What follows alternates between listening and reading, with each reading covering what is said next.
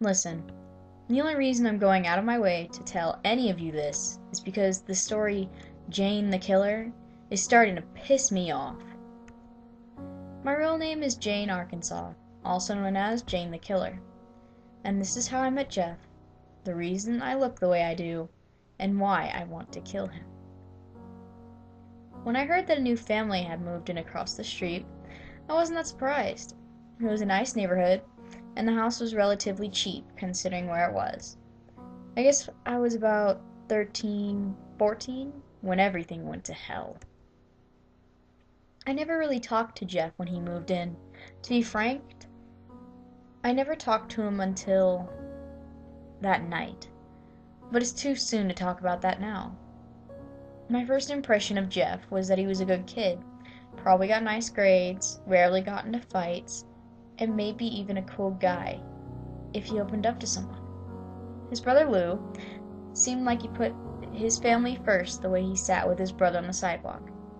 Of course, I was just guessing at the time, and I really didn't put much thought to my analysis because I was getting ready for school, and when I looked out the window, and I was running late, which was unusual for me at the time in my life because I was hardly ever late for anything, especially school.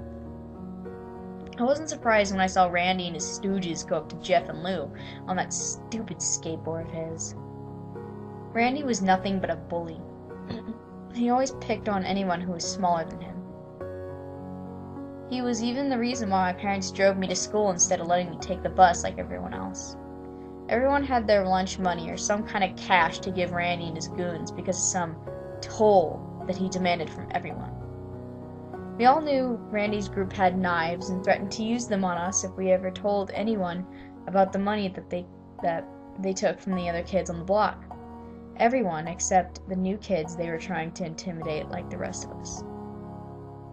When I saw Randy talking to them through the window, I just looked away. It was a wussy thing to do, but I had better things to do than watch another kid hand over his money to Randy. But curiosity got the better of me, and I looked up a few seconds later.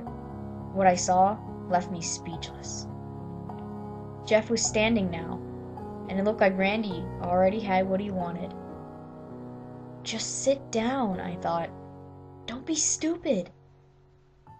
Then I saw Jeff punch Randy in the face and break his wrist. "Oh my God!" I whispered, and then I yelled, "You idiot!" My parents ran down the stairs and asked what happened. Then they looked outside and saw what was going on. Jeff had already cut the skinny guy, I think his name was Keith, and he went down screaming. Troy only went down with a single punch. Since my house was across the street from where Jeff and his brother were sitting, with the house in front having big windows, we saw the whole thing, or at least I did. My parents came in after the part where Randy stole their wallets, so they didn't know the whole truth. It was disturbing watching Jeff fight. He was really enjoying himself too much. I felt a knot in my stomach, like something was happening that shouldn't be. And the look on Lou's face, Jeff didn't do this kind of thing often. Next thing I hear is sirens, and the new kids bolted out of there. The cops came around with the bus driver to check on the victims. It seemed like they were going to be alright. You know, considering the amount of crap kicked out of them. Since my parents' policy was no cops, ever since Dad got framed by a narc cop when he wanted to draw off attention to himself when the police were investigating the case of the missing coat, it ended up with my dad quitting the force. So when we heard sirens, we went to the backyard, got into the car, and left. When my parents drove me to school, they told me very clearly that they didn't want me talking to Jeff. Ever. I did not disagree with them. I had art first period, so I didn't see Jeff until close to the end of the school. I can still see the clothes in my artwork if I think hard enough. But when I try to look at anything now, it all seems gray. I guess that's the price someone pays for losing their innocence. I didn't see Jeff until the final period of the day. When I did, he seemed off. At first, I thought he was just faking joy so people wouldn't suspect him for the crime that he did. But he really was enjoying himself. It wasn't because he was excited to be at school. I can tell that much from him. The smile he wore looked sadistic to me. It was a smile of a madman. The second that bell rang, I ran out those doors as fast as I could. Nobody but me knew what Jeff really was. A freak. The next day seemed to be passing without incident at first. Then I saw the police car in front of Jeff's house. Looks like they got you, I thought. Nobody could gotten away with something like that, you know, with the neighborhood watch and everything. But I was wrong with who they arrested. Instead of coming out with Jeff like I expected they would, the police came out with Lou, his brother. I was barely forming the thought of Jeff framing his brother for the assault when he came out of the house yelling at Lou, "Lou, tell them I did it!" I was able to hear him this time because the front door was open to my house. I couldn't hear what Lou said in reply to Jeff's outbursts, but it was definitely not what Jeff wanted to hear. A few seconds later, the police drove off with Lou, and Jeff was outside with his mother. A few minutes later, she went inside the house and left Jeff outside. Although I couldn't hear him from across the street, I could tell that he was crying. But who wouldn't be in that situation? The next day, rumors were spreading like wildfire about Lou. It took so long for the rumors to get started because everyone was afraid to talk about Randy getting his ass handed to him. When it was revealed that he wouldn't be coming back to school for a few days, everyone decided to take advantage of that fact to enjoy it as much as possible. And lots of random bullshit started popping up. I heard Lou cut off Troy's arm. Oh yeah? Well, I heard Lou that hit Keith so hard in the stomach that he rappled up blood. That's nothing. I heard he punched Randy so hard in the nose that it came back out of his head. And etc., etc., etc. Personally, I didn't want anything to do with Jeff or his brother. But he just looked so alone and upset that I had to do something. So I wrote a note telling him that he had a friend in this place and that I was going to testify at Lou's trial about what really happened. I left the note at his desk, signed with the letter J, before class started, and then I left the room. When I came back, Jeff was at his desk and the note was gone. Saturday rolled around, and I was home alone while my parents were at work. The kid next door was having a birthday party, and at the time, I left my window open because I wanted a nice breeze in my room while I did my homework. But the kids were getting so loud, I decided to close my window. I was about to close it when I saw Jeff playing with the kids. He was running around wearing one of those fake cowboy hats and carrying a toy gun. It looked so ridiculous I had to laugh. Maybe he isn't the monster I think he is, I thought, ashamed of myself for suspecting he could have been one. As I was closing the window, I saw Randy, Keith, and Tony jump over the fence on their skateboards to where Jeff was. "Not again!" I said to the open window.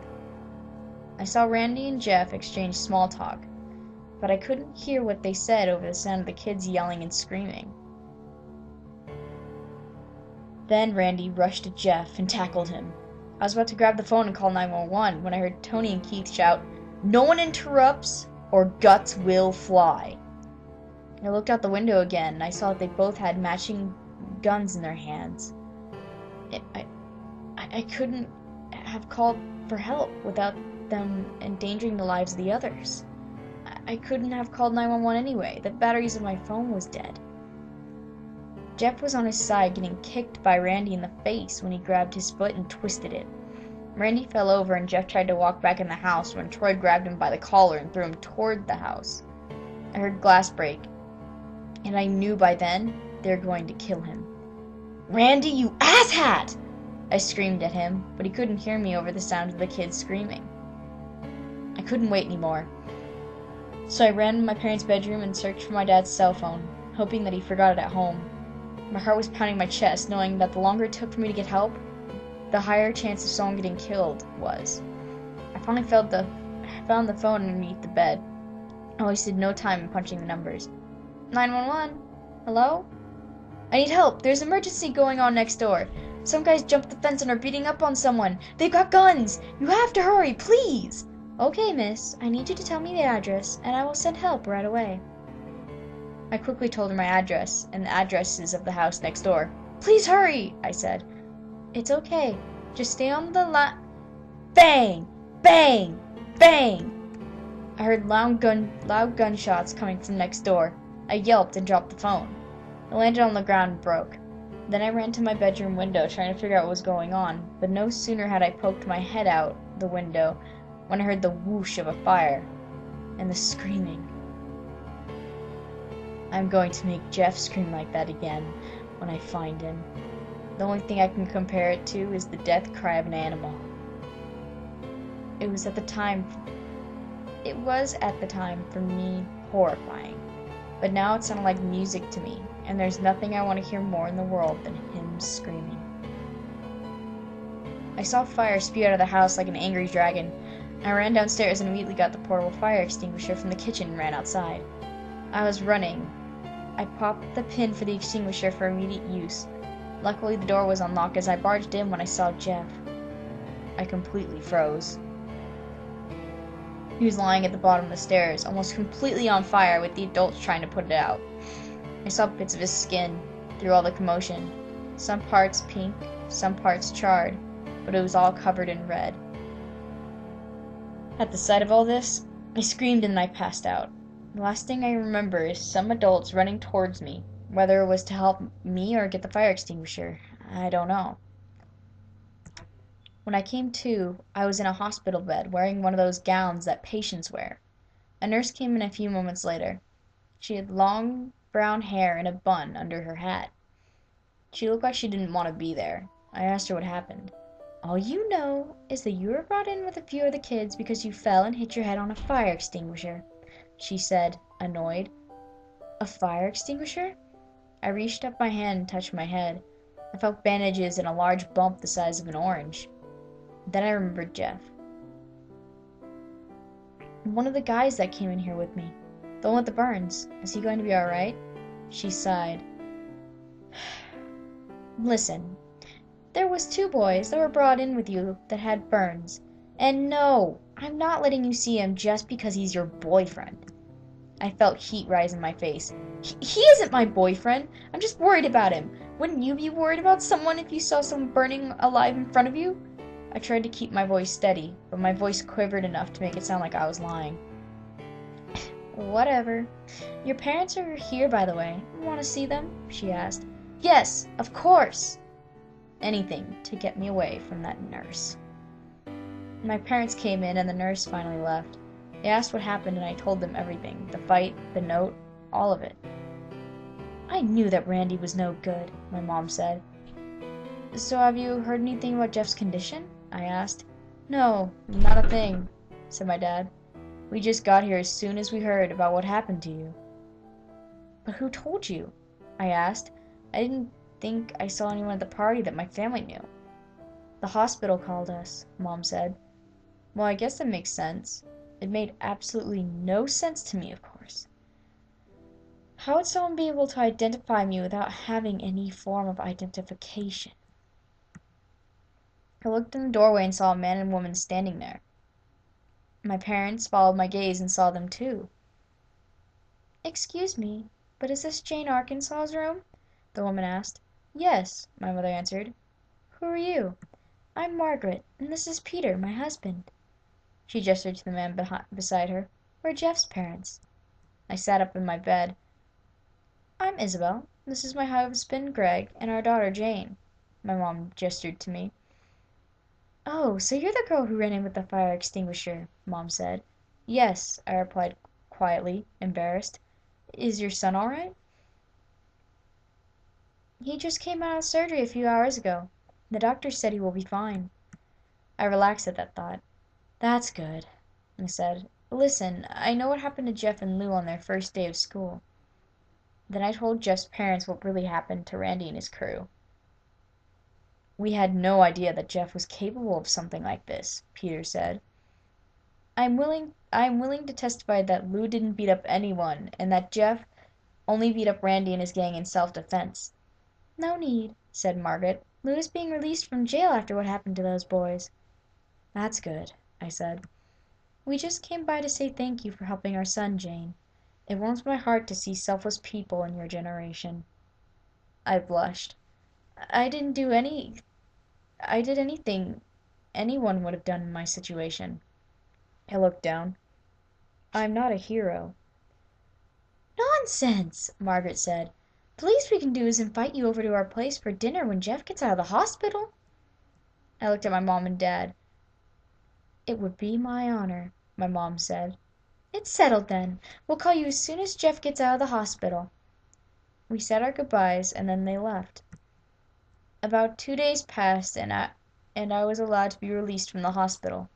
During that time I had no contact with Jeff or his family, but I heard that Lou was released from jail and Jeff's wounds were healing. When I got back to school I became the center of attention, more or less because I was the only one who saw what happened at the party. But the only people I told about what happened were my friends Danny, Marcy, and Erica.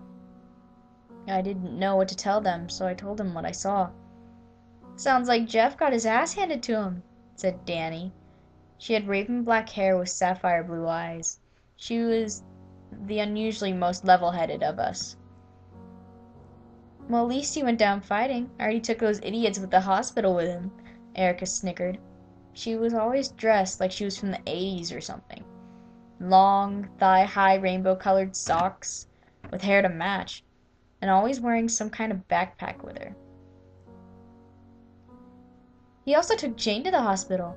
Maybe she was trying to beat him up, too," Marcy laughed. She seemed to be the girly girl of our little group. She was blonde with brown eyes, and nearly every time we saw her, she had some sort of pink on her, whether it was the color of her shirt or the jewelry on her neck. She was one of the biggest drama queens I knew, and always stretching out the truth or blowing something out of proportion. "I told you, I went over there to try to help Jeff because something was wrong," I muttered. I was the plain Jane, brown hair, green eyes, completely unremarkable looks-wise. "Or maybe you wanted to see your love one last time before he left to go get help for himself," Marcy said in her dramatic voice. I just looked at her with my eyes the size of dinner plates. What? "You can't deny it, Jane Arkansas. You have a crush on Jeff." Every blood cell in my body decided to migrate to my face at once when she said that. "What? No, I just wanted to help Jeff, that's all." "Liar! I saw you leave the note on his desk. What was it, a confession of your love for him?" "No, it was nothing like that at all. I was just—" "So you'd met you left Jeff a note then?" "What do you mean?" "I was just guessing." She gave a cynical little smile, and just waited for my response. The other girl started to laugh at me. "Jane, it's only a joke. I was kidding." Marcy smiled. "Your face is redder than a tomato," Erica cackled. "I hate all of you," I grumbled. "Oh, stop being so serious." Danny put a hand on my shoulder. "Come on, let's get to class." The weeks went by. Everything seemed to be just normal. I think Lou even made a few friends. Everything was normal now, and nothing happened. Then Lou came up to me one day and told me about Jeff. "Excuse me, your name is Jane, right?" I turned and looked. It was Lou. "Yes, you're Lou, right? Jeff's brother?" "Yeah." He looked a little uncomfortable. Then again, so was I. "Look, my parents wanted me to tell you that Jeff's getting his bandages removed in a few days. So expect a phone call inviting you to dinner soon." "Okay. Well, thank you," I said. He was about to turn away when I said, "Hey, listen. What you did for Jeff was really respectable." "Thanks. I heard you tried to help my brother with a fire extinguisher. That was cool." "Yeah? Well, thanks. See you around, I guess." "Yeah, see ya." I was watching him walk away when I heard a little voice behind me say, "Cheating on your boyfriend, are you?" "The fuck?" I turned around, surprised. It was Marcy. "And with his own brother, nonetheless." She fake gasped. Shut up! I yelled, and then I turned my head to make sure Lou didn't hear me. He didn't. Let's just go to class, I grumbled. 2 days passed until the phone rang. My mom answered it. A few moments later she got off and told me this. Jeff is getting out of the hospital today, Jane. I looked up and said, That's great! It looks like we'll be having that free dinner in a few days, she chuckled. A few hours passed, and I heard a car pull in the driveway across the street. I looked out the window and saw Jeff's car in front of his house. Jeff's home, I thought, and I decided to watch out of curiosity to see what he would look like. Dear God, how wrong I was. His dad got out, and then his mom, and then Lou. But what I expected Jeff to look like couldn't be further from what I saw. He had long black hair down to his shoulders, white leathery skin, and that smile. That smile was the same smile I saw when he was in class after he beat up Randy, Keith, and Tony. But Jeff looked right at me, into my eyes. I could feel those soulless, sadistic eyes burning right into my soul. I still shake from the memory even now as I type this. He seemed to be looking at me for hours with that smile until he looked away. I saw him walk into the house with his parents. I didn't even breathe until that door finally closed behind him. My parents came into the living room and asked me what was wrong. My only reply was a long, loud scream. Then I fainted. When I woke up, it was dark outside. My parents weren't in their bedroom. The house was deathly quiet. I got up and went downstairs. I was wearing a long nightgown that I wasn't wearing before I fainted. I went downstairs to the kitchen. The lights were on, which was unusual. My parents told me to turn the lights off in a room when I left it. There was a note on the table. I picked it up. Scrawled on the paper was, "Aren't you coming to dinner? Your friends are here too." I began to shake violently. I dropped the paper and went into the living room and looked out. The lights were on in Jeff's house. I knew that I had to go there, but I was terrified out of my mind. I shook my head and looked back again. I saw Jeff leaning on the window, staring at me with a knife in his hand, tapping it against the window. He was still smiling. I stared, stepping back from the window, never taking my eyes off him. Then I turned and ran away from the window in the kitchen. Then I peeked out of the kitchen to look out the window, and all I saw was a smear of red on the window. I turned and looked at the kitchen. Everything seemed to be in its place, even the knives. I grabbed one of them and held on tight. Then I found the phone and dialed 911, but the phone line was disconnected. I had no idea where Dad's cell phone was, or if it was even fixed. I don't want to go upstairs to find it. I didn't want to get stabbed in the back while I was looking for it. And if I went to one of those neighbors even if I asked one of the neighbors for help, Jeff could kill or hurt whoever he held captive. So there was only one choice: to go fight Jeff alone. I clutched the knife tighter and I went for the front door, putting on my shoes, and went outside. My hand lingered on the doorknob as I stepped outside, but I knew what I had to do. I let go of the doorknob and marched across the street to Jeff's house. As I got closer to the front door of his house, I began to slow down. My knees began to shake, my palms began to sweat, I started to breathe faster and shallower. Before I knew it, I was standing completely still on the front doorstep, panting like a dog. I manned up and grabbed the doorknob, squeezed my eyes shut, and jerked it open. I stood in the doorway with a knife in my right hand and the doorknob in my left. I was too terrified to open my eyes until I heard a voice say, "Looks like you made it. I'm glad you did, friend." I opened my eyes and then screamed. His eyes were large and blinking, and his smile was red. He carved a smile into his face. His clothes were covered in blood, and then I passed out. When I woke up, I was at a dining room table. My knife was gone, and when I looked up, I saw people sitting at the table. It was my parents, Jeff's parents, his brother Lou, my friends. They were all dead, with smiles carved into their faces and huge red cavities in their chests. The smell was unbearable. It's indescribable, unlike anything I'd ever smelled before. It was the smell of death. I tried to scream, but I had a gag in my mouth, and I was tied to the chair. I looked around the room in disbelief. Tears were welling up in my eyes from the sight of and smell of the bodies. Look who's finally awake. I turned and looked beside me. Jeff was there. I tried screaming, but the gag was in the way. Suddenly he was beside me with the knife against my throat.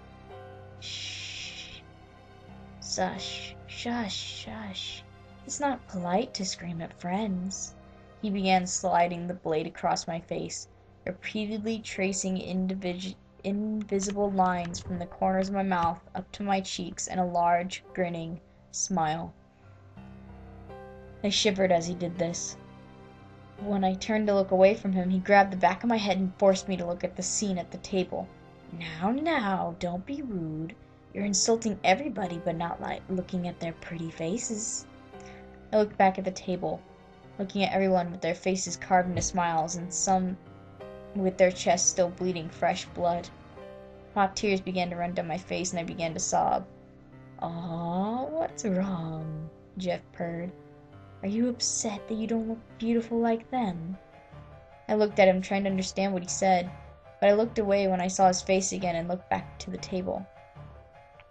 Don't worry, I'll make you look beautiful too. What do you say? He then slid the knife under the gag and cut it off. I spat out the gag and looked at him straight in the eyes, trying to hold his gaze. He tilted his head to the side as he looked back at me. And then I shut my eyes and looked away from him, and I muttered darkly, Go fuck yourself. And I turned and looked at him again. You joker reject! He just laughed in my face. I preferred it when he just smiled. You're even funnier than I thought. He came closer to me. I looked away again, feeling his breath against my skin. Friends do friends favors, right? Well, I'm going to do a favor for you. I felt him let go of the back of my head. When I looked back, he was out of the room. I looked back at the table once more, taking it all in. Fresh tears started to come down my face again, as I remembered my family and friends who were only alive a few hours ago. I was crying when Jeff came back. Don't cry, he said. It'll all be over soon. I looked down at him, and he saw he was holding a jug of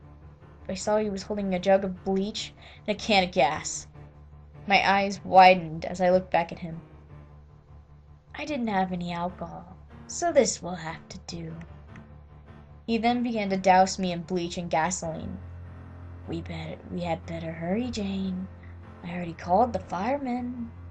And then he held up a single match, lit it, then threw it at me. The flames erupted as soon as the match came into contact with me. I screamed as loud as possible. The pain was unbearable. I could feel the flesh melting off my body, the heat invading every pore of my body, my blood evaporating in its veins, and my bones becoming charred and brittle. Before I blacked out, I heard Jeff laughing. See you later, my friend. I hope you become as beautiful as I am. Then everything went black. I then woke up and I was sitting in a hospital bed, bandaged from head to toe. Everything was spinning, and it hurt to blink and breathe. I looked around and saw an empty room. I groaned loudly because my mouth was bandaged. Everything hurt. A nurse came in a few minutes later. Jane, can you hear me? I looked towards her. The room started spinning even more. Jane, I'm your nurse, Jackie. I don't know how to say this, but your family died in the fire. I'm sorry. Tears started rolling down my face again, and I sobbed. No, honey, don't cry. You won't be able to breathe if you do. I couldn't stop. Jane, I'm going to give you something that'll calm you down, all right? I felt something run into my bloodstream, and then I fell asleep again. I woke again, and I could move more, and my body wasn't as bandaged as it was when I woke up. I looked around and saw that my room had flowers in it. Some were fresh. Some were dying. I tried to get up, but a nurse came and put me back down. Easy, Jane. You've been asleep for a while. Try to take it easy. I tried to speak, and my voice became rough and sandpapery. How long was I asleep? Almost 2 weeks. You're put into a medically induced coma in order for your body to heal. I'm the same nurse you saw the first time you woke up. Give me a mirror, I said. Jane, I don't think that's what... Give me a mirror! I felt the handle of a mirror get slipped in my hand, and when I looked in the mirror, I dropped it onto the floor. The shattering of the mirror didn't compare to the shattering of my realization. My skin was leathery and brown. I didn't have a single hair on my head, and the skin around my eyes were saggy. I looked almost as bad as Jeff. Everything came flooding back to me. I began to cry harder than I ever had before, and the nurse was hugging me. It didn't help much. At the height of my sobbing, I was surprised anybody else came in to check up on me. By the time I was done, I could barely speak. Someone came into the doorway. "Excuse me, I have a delivery for Miss Arkansas." "I'll take those." Jackie stood up and went to the doorway. I didn't want the delivery guy to look at me, so I stared at the wall in front of me. "Someone certainly cares about you, Jane. It looks like the same person who sent you all those flowers, and got you a package, too." I looked around at her. She was holding a pink paper package tied with brown string. I reached out and took it from her. The second I took that package from her, I knew something was wrong. Excuse me, but could I have something to eat?" I asked as sweetly as possible. "Of course. I'll get you some food right away." Jackie smiled back and then left the room.